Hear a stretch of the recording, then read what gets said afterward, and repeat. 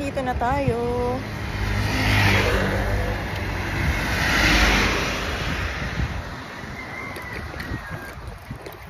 Okay. Rest area pala siya. First time ko dito. Lagi ko siyang nakikita pag pupunta akong Legazpi, but this is the first time na nakita ko siya sa personal.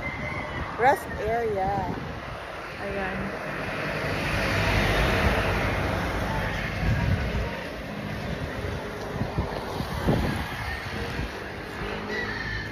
Diba? Napansin ko nagustuhan to ni Nathan kasi nung nakaraan pumunta kaming Legazpi. Tapos nung dumaan yung bus, picture siya ng picture. So sabi ko, okay, I will go back there next time para mag video, mag picture. So ito nga, diba, ang linis? Ayan, malinis ang dagat. Walang masyadong tao, malinis din yung damo. Walang basura. In fairness. Ayan. Oh, wow! Ang linis talaga. Mag-meditate na lang ako dito. Mag-meditate at mag-relax. O, tingnan nyo, oh. Ayan.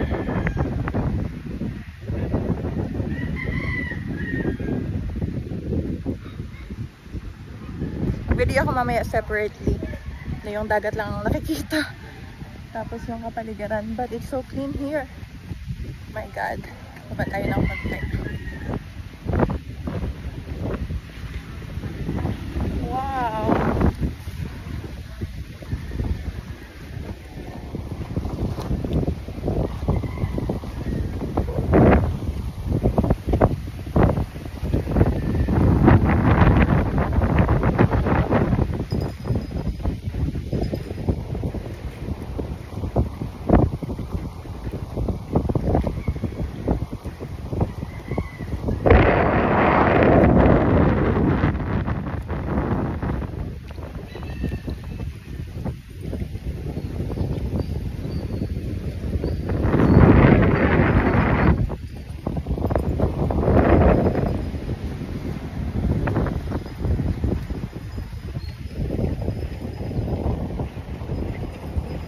Ano kaya to? I think they have solar. Oh, FSL.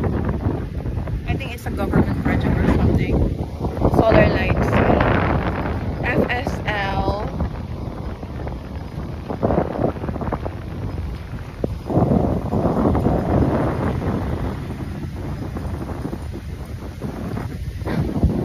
Ayaw pa naman mag-overthink. Anong ibig sabihin ng FSL?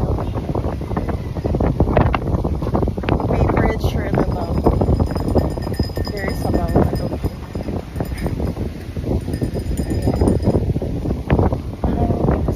sa dalampasigan may mga konting taong nakatambay, nagpapahinga. Ay, may hagdan, maybe I'll go down there, diba?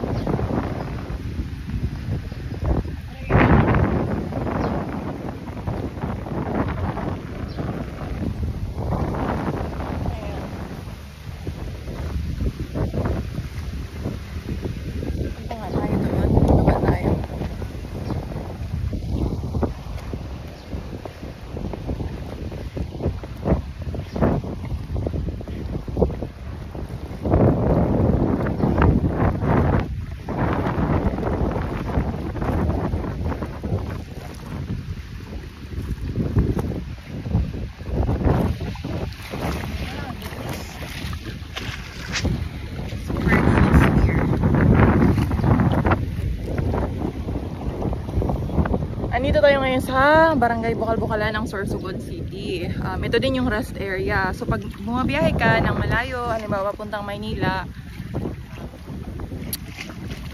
ito yung pahingahan. So yung may mga baon siguro, dito kumakain. But mostly, pag bumabiyahe ka papuntang Maynila at pabalik, papunta at pabalik, may mga kainan at rest area din talaga, mga restaurant na kinakainan ng mga driver, ng mga pasahero. Ito, rest area for general purposes. It could be a park, tambayan, hashtag, ano pa ba? Pahingahan. Obviously, rest area nga, diba? Malinis yung tubig, walang basura. At fresh yung hangin. Mainit nga lang. Tingnan nyo, oh. Nakabilad na naman ako.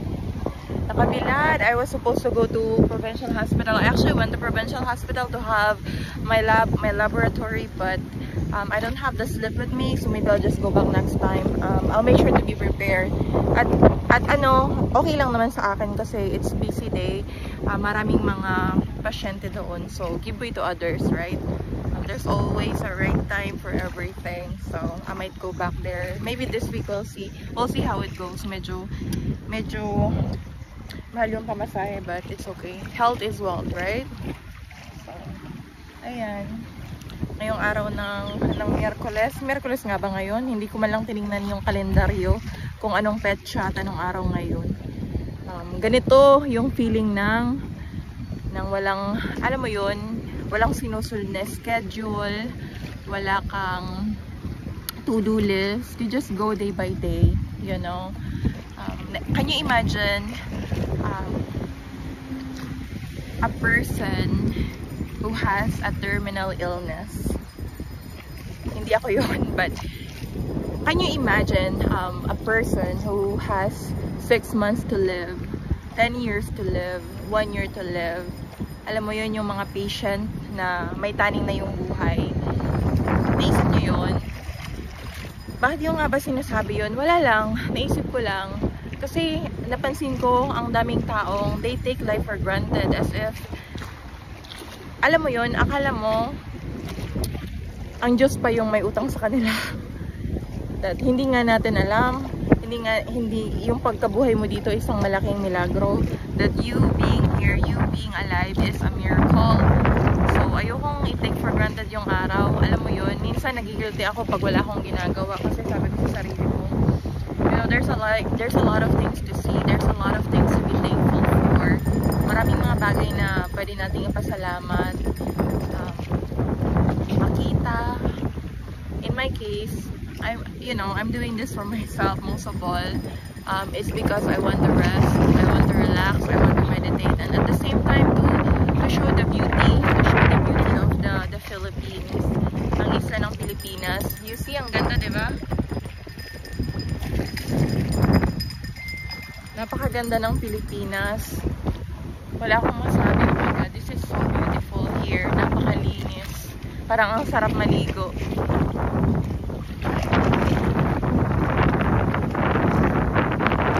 Ang sarap maligo dito.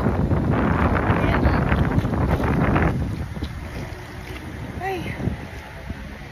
Thank you, Lord, for today. Thank you for this beautiful day. Thank you for giving me wisdom to get out of the bed early this morning to see the beauty of this world. Ayan. Ayan. Ito naman tingnan nyo. Ayan.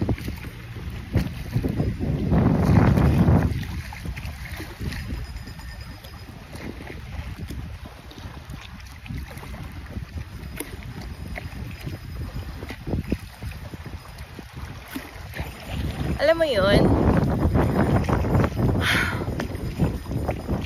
I live each day as it comes. Hindi naman sa wala tayong kinabukasan, di ba? Not because we don't have tomorrow or future to see, but in my case, I just want to live today as it comes, knowing that there's really a future and a beautiful tomorrow waiting for me. Maganda ang bukas. Pero sana sa kakatingin natin ang bukas, huwag natin kalimutan yung ngayon. Diba? Because today is a gift. Today is precious to be wasted. To be wasted with negativity. Hindi naman sa pagiging perfecto or pagiging positive all the time, but alam mo yun, there's a lot of trash, there's a lot of negativity being thrown at you each and every single day. You have that power to snap your finger and change the narrative or the story of your life. So, dito na nga tayo ngayon, nagpapahinga. Diba? Cute ng bag ko. It's made of native. Ayan, nag-outfit din tayo. Ayan, at may scarf din ako. Wala lang. Kasi hindi ako nakapagdala ng sombrero. So, this is enough. Ayan. Picture tayo dito.